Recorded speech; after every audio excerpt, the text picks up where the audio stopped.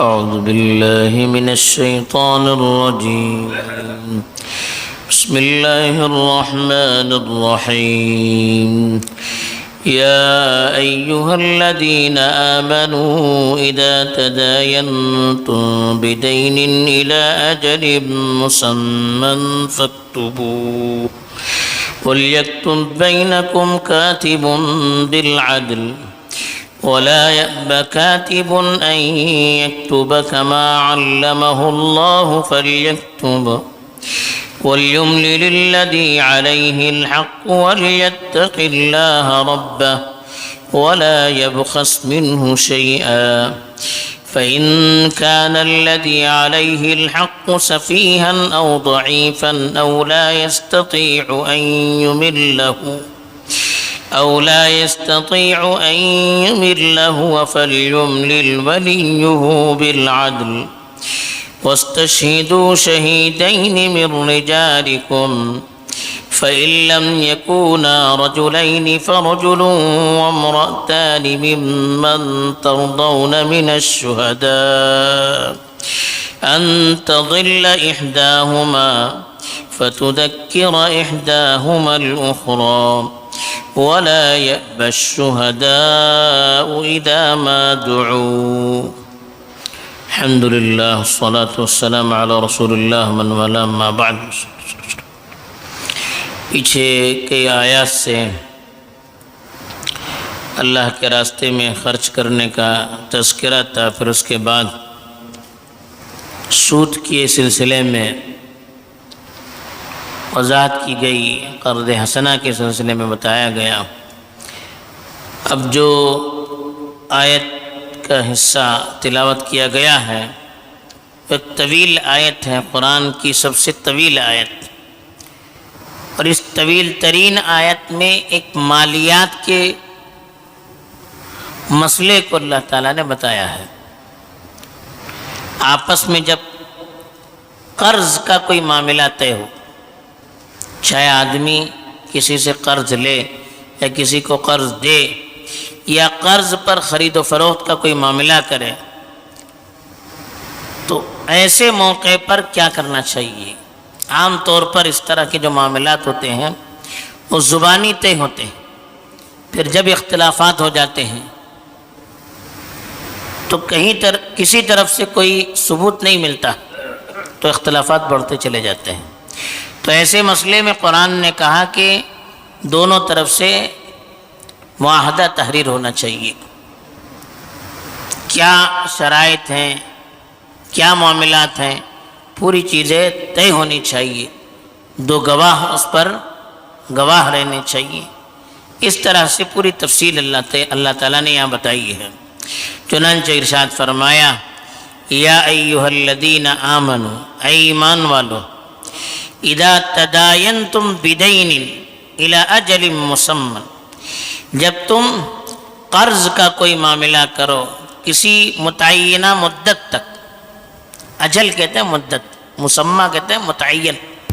یعنی کسی متعینہ مدت تک آپ نے اگر کسی کے ساتھ قرض کا کوئی معاملہ کیا تو پھر اس کو تحریر میں رکھنا چاہیے. کتنی مدت ہے، کتنا پیسہ ہے، کب دیں گے، کہاں دیں گے، یہ ساری چیزیں اس میں تحریر ہونی چاہیے. فاکتبوا، اور اس کو تحریر کرو. وَلْيَكْتُبْ بَيْنَكُمْ كَاتِبٌ بِالْعَدْلِ، اور لکھنے والا تمہارے درمیان عدل و انصاف کے ساتھ لکھے گا. یعنی جو تحریر کرنے والا ہو وہ ساری معلومات عدل و انصاف کے ساتھ تحریر کرے، نہ اس کی طرف جھکاؤ ہو نہ اس کی طرف جھکاؤ ہو. الفاظ بھی ایسے استعمال کریں جس سے مسئلہ بالکل واضح ہو جائے، گول مول نہ ہو، تاکہ آئندہ چل کر کوئی مسئلہ پیش نہ آئے، اختلاف رونما نہ ہو، لڑائی جھگڑا نہ ہونے پائے. وَلَا يَأْبَ كَاتِبٌ أَن يَكْتُبَ كَمَا عَلَّمَهُ اللَّهُ فَلْيَكْتُبْ، اور کسی کاتب کو اس بات سے انکار نہیں کرنا چاہیے کہ وہ لکھے جو اللہ نے اسے سکھلایا ہے، تو اس کو لکھنا چاہیے. یعنی پہلے پڑھے لکھے لوگ کم رہتے تھے، تحریر کرنے والے جن کو اس طرح سے قانونی معلومات حاصل ہو ایسے لوگ کم ہوتے ہیں.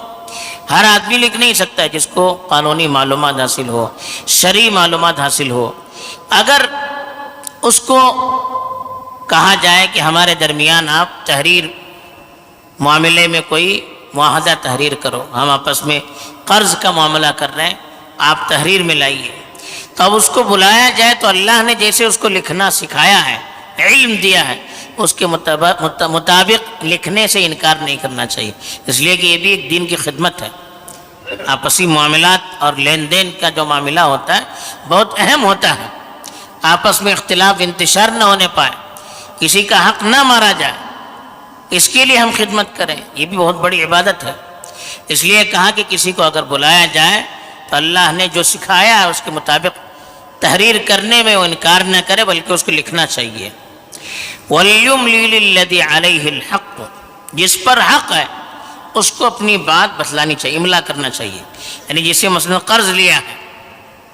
یا ادھار پر کوئی چیز لی ہے، اب اس کو چاہیے کہ وہ اپنی زبانی لکھنے والے کو بتائے کہ فلاں فلاں وقت میں فلاں سے میں نے فلاں معاملہ طے کیا ہے، اتنی مدت کے لیے ایسے وقت پر ایسی جگہ پر ادا کیا جائے گا، تو یہ ساری چیزیں وہ بتائے۔ وَلْيَتَّقِ اللَّهَ رَبَّهُ، اپنے پروردگار یعنی اللہ سے جو ان کا پروردگار ہے ان سے بچتے رہیے، اس کی نافرمانی سے بچتے رہیے، یعنی آپ کو بتلانے کے لیے کہا گیا تو منمانی نہیں بتلا سکتے ہیں، اس میں خرد برد نہیں کر سکتے ہیں، اونچ نیچ نہیں کر سکتے ہیں، کمی بیشی نہیں کر سکتے، بلکہ اللہ سے ڈرنا ہے۔ آپ جو بھی لکھائیں گے اللہ اس کا حساب لینے والے ہیں۔ وَلَا يَبْخَسْ مِنْهُ شَيْئًا، بخس کے معنی کم کرنا، جو اس نے پیسہ لیا ہے اس میں کچھ کمی نہ کریں، جتنا لیا ہے اتنا بتائیں، اپنی طرف سے اس میں کمی بیشی نہ کریں۔ فَإِنْ كَانَ الَّذِي عَلَيْهِ الْحَقُّ سَفِيهًا أَوْ ضَعِيفًا أَوْ لَا يَسْتَطِيعُ أَنْ يُمِلَّهُ، کتنی وضاحت سے اللہ کہہ رہے ہیں، دیکھیے اب جس پر حق ہے یعنی جس نے مثلا قرض لیا ہے وہ آدمی بیوقوف ہے، بیوقوف کا مطلب زیادہ عقل مند نہیں ہے، یا مالی معاملات میں وہ زیادہ معتبر نہیں ہے، اور ضعیف یا کمزور ہے، بچہ ہے جو اپنی بات صحیح طور پر بتا نہیں سکتا، یا بوڑھا ہے جس کا حافظہ پوری طرح مضبوط نہیں ہے، او لا یستطیع ان یملہ، یا وہ شخص خود سے املا نہ کرے، خود سے اپنی بات نہ بتائے، مثلا گونگا ہے یا صحیح زبان سے الفاظ ادا نہیں ہو رہے ہیں، یا بات سامنے والے کو سمجھ میں نہیں آ رہی ہے، یا قانونی چیزیں اس کو معلوم نہیں ہے کہ کیا بتائیں، تو فَلْيُمْلِلْ وَلِيُّهُ بِالْعَدْلِ، تو اس کا جو ولی ہوگا وہ عدل انصاف کے ساتھ املا کرے گا۔ بچہ ہے، بوڑھا ہے یا بیوقوف ہے یا وہ اپنی بات صحیح طور پر بتا نہیں سکتا، تو اس کا جو ولی ہوگا، باپ یا بیٹا جو بھی ذمہ دار ہوگا، چچا ہے جو بھی ہے ذمہ دار اس کا ہوگا، وہ اس کی طرف سے املا کرے گا۔ وَاسْتَشْهِدُوا شَهِيدَيْنِ مِنْ رِجَالِكُمْ، پھر کہا کہ تمہارے مردوں میں سے 2 گواہ اس پر رکھنے ہیں، خالی تحریر نہیں کرنے، 2 گواہ کو رکھنا۔ لیکن کتنی صفائی اور وضاحت کی جا رہی مالی معاملات میں، عبادت کا مسئلہ اللہ کا مسئلہ ہے، لیکن مالی معاملات حقوق العباد ہے، بندوں کے معاملات ہیں، ذرا بھی کمی بیشی ہو جائے گی آپس میں انتشار ہو جائے گا، تو اللہ نے پوری چیز بتا دی کہ 2 آدمی گواہ نہیں۔ پھر فَإِن لَّمْ يَكُونَا رَجُلَيْنِ، اگر 2 مرد وہاں پر نہیں ہے، فَرَجُلٌ وَامْرَأَتَانِ، ایک مرد اور 2 عورتیں ہوں گی، ایک مرد کے مقابلے میں 2 عورتیں گواہ بنیں گی، وہ بھی کون؟ ممن ترضون من الشہداء، ایسے گواہ جن سے آپ خوش ہیں، یعنی جو عقل مند ہیں،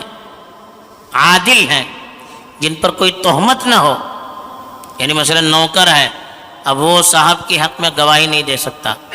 یا بیٹا ہے وہ باپ کے حق میں نہیں دے سکتا، باپ ہے وہ بیٹے کے حق میں نہیں دے سکتا، دشمن ہے وہ دشمن کے حق میں نہیں دے سکتا، یا جس پر کوئی جھوٹ کا الزام ہے اس کو ہم گواہ نہیں بنا سکتے، یا جس کے بارے میں لوگوں کو اعتبار نہ ہو اس کو ہم گواہ نہیں بنا سکتے، یا کسی کے اندر ایسی حرکتیں ہوں جو معاشرے میں پسند نہیں کی جاتی ہے اس کو ہم گواہ نہیں بنا سکتے۔ تو ایسے گواہ ہونے چاہیے جن کے اخلاق سے، جن کے عدل و انصاف سے، جن کی گواہی سے آپ راضی ہوں۔ اب 2 عورتیں ایک مرد کی جگہ پر کیوں ہیں؟ یہ عورتوں کے لیے سہولت ہے، اس لیے کہ گواہی دینا ایک بہت بڑا مسئلہ ہوتا ہے،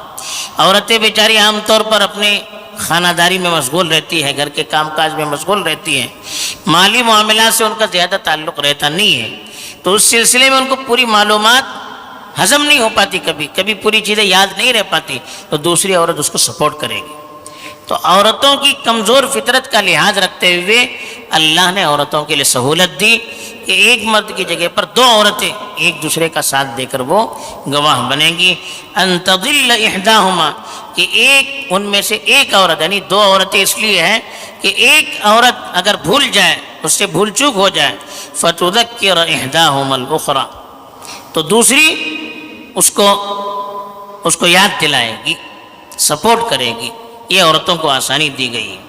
وَلَا يَأْبَ الشُّهَدَاءُ إِذَا مَا دُعُوا، اور پھر کہا جو گواہ ہیں ان کو جب بلایا جائے وہ انکار نہ کریں، گواہی دینے کے لیے بھی، یا سامنے والوں کے پاس گواہی، یعنی جب معاہدہ تیار ہو رہا ہے، لکھائی تیار ہو رہی ہے، اس وقت بھی گواہ بننے کے لیے، پھر جب قاضی یا حاکم کے پاس معاملہ چلا جائے وہاں پر گواہ بنانے کے لیے، جہاں بھی گواہی دینے کے لیے اس کو بلایا جائے تو اس کو انکار نہیں کرنا چاہیے۔ پھر بھی اس کی وضاحت ہے۔ بہرحال یہاں پر قرض کے جو معاملات ہیں اس کی اہمیت بتائی جا رہی ہے کہ آگے چل کر کوئی اختلاف نہ ہو، اس لیے معاملات کی جو چیزیں آپس میں جو ڈیلنگ ہوتی ہے اس کو عام طور پر بڑی چیزیں ہوں تو تحریر میں رکھنا چاہیے، خاص طور پر جو ادھار ہوتی ہے، چاہے قرض دے کر یا بزنس میں یا پارٹنرشپ میں جو ادھار کی چیزیں ہوتی، مالی معاملات ہوتے، اس کو تحریر میں لانا چاہیے اور دو لوگ اس پر گواہ بننے چاہیے، پھر وہ چیز تحریر میں رہے گی تو اختلاف ہونے پر اس کے مطابق فیصلہ کیا جائے گا، ورنہ عام طور پر تحریرات نہیں ہوتی ہے،